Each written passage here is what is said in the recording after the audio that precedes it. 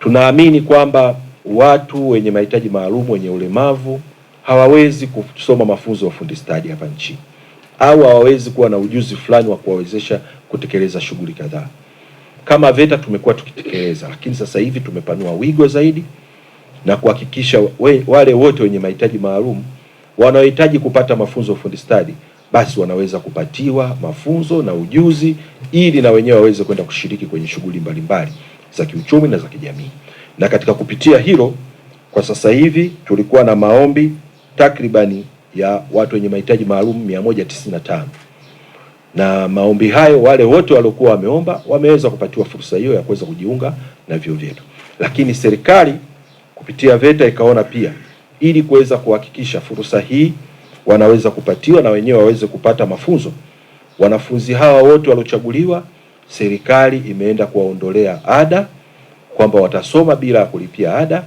Mzazi tu atakuwa na gharama kama za kuhakikisha amefika chuoni, lakini upande wa ada ni jukumu la serikali na serikali inaenda kulipia ada hizo.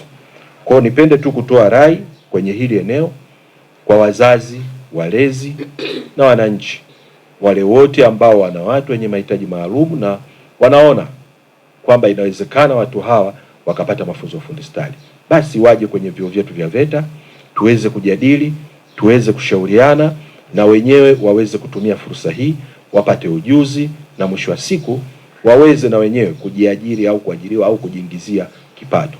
Na hii itatuwezesha kuhakikisha kwamba ile tunaosema kwenye dira, kuwa na taifa jumuishi na ambalo tuna uwezo wa kuweza kuzalisha, kufanya uzalishaji na kupata kipato. Kupitia hili tunaliona tunaenda kutekeleza na tunaenda kulihakikisha wananchi wanapata fursa hizi na waweze kuzitumia kwa kadri inavyotolewa. Eneo lingine, tumeongeza fursa katika kuhakikisha kwamba tunatoa mafunzo ya ufundi stadi kwa muda pia wa jioni.